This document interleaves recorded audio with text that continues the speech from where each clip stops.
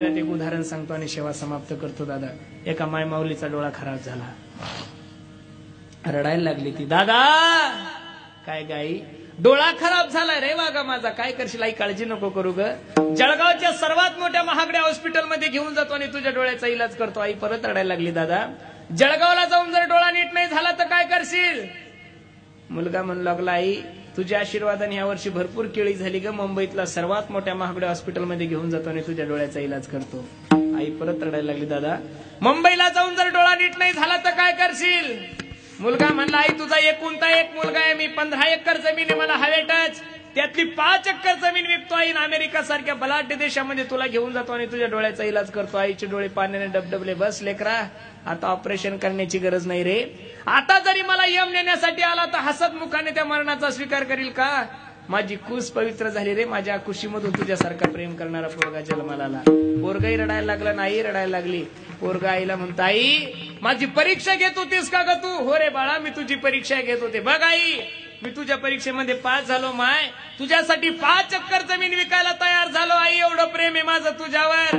पण आई ऐक ना ग, दुर्दैवानं जर माझा डोळा खराब झाला माय तर तू माझ्यासाठी काय करशील. रडणाऱ्या आईने पदरानं डोळे पुसले आणि पोराला सांगितलं, वाघा तुझा जर डोळा खराब झाला तर तुझी आई तुला दवाखान्यात नाही नेणार रे, माझा डोळा काढून तुझ्या हातात दिली. या जगात एवढं प्रेम फक्त आई. म्हणून माझी विनंती आहे, मी नेहमी माझ्या आवडीचं गीत गात असतो. आता महाराष्ट्रात सगळेच महाराज लोक ते गाणं गातात, पण ते सगळे आपले शिष्याचे महाराज. 10 वर्षापूर्वी ते गीत मीच फक्त मार्केटला आणलं होतं. खूप सुंदर आहे ते गायन, त्याचं संगीत वगैरे सर्व आम्हीच दिलेलं, खूप गोड आहे. ऐका. आई माझी मायेचा सागर दिला तिने जीवनाला अग तळपत्या उन्हात निरखरत्या रानात राहिली समाजासाठी तू ग कष्टाच्या कामात. कधी मिळेल उठभर घास, कधी घडेल तिला वास, ओल्या मातीतून चालताना उडविले काट्याचे तास. आई माझी मायेचा सागर दिला तिने जीवनाला आकार.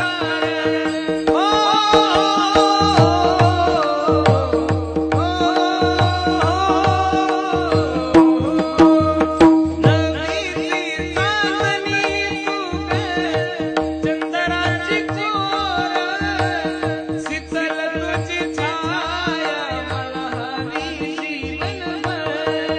तुझ्या शीतल छायेमध्ये उभं आयुष्य जगेन.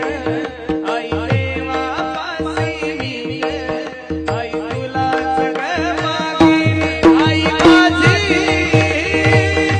मायेचा सागर दिला तिने जीवनाला आकार. बस मायबाप, तुम्ही म्हणसाला मी आई वडिलांची सेवा करत नाही का. सगळेच करता रे तुम्ही, सगळे मायबापाची सेवा, पण लग्नाच्या अगोदर करता गड्या हो. एकदा का लग्न झालं आली बस बिघडलं बोललो महाराज. वारे जमाने तेरी हद हो गई, ओ बीबी हम दर्द मसर दर्द हो गई. वारे जमाने. बायको आल्यानंतर माय कधी रद्द होती काही कळतच नाही महाराज. बावळे झाले महाराज काही काही पोरं बायकोसाठी बावळे. हो बड़ी मेहनत से जिसने पाला तुझे, आज वो तेरी मोहताज हो गई. हो कल की छोकरी, कल की छोकरी म्हणजे कालची बायको. हो कल की छोकरी हो सर का ताज हो गई. बीबी के सामने मरद हो गई. हो वारे जमाने. आणि तुम्ही सर्व जाणकार मंडळी दादा, तुम्हाला जरा असं वाटत असेल म्हातारपणी पोराने आपल्याला भाकरी घालावं तर मरेपर्यंत पोराच्या नावावर 7-12 करू नाही तर मग लटकते राहणारे. अवघड आहे ना महाराज. पोराच्या नावावर 7-12 झाला. मी तुझ्यासाठी जीवन जाळले रे बाळा, तुने नाही पाणी पाजले. तुझ्यासाठी जीवन जाळले रे बाळा, तुने नाही पाणी पाजले. हा दिवस तुमच्यावर येऊ नये म्हणून प्रत्येक मायबापांनी पोरांसाठी पैसा नका कमवू, संस्कार कमवा दादा. कारण जगातला सर्वात मोठा दागिना म्हणजे संस्कार आहे. विठ्ठल विठ्ठल सेवा करा. झालेली सेवा बघून त्याच्या चरणी अर्पण करायची. जे बरोबर असेल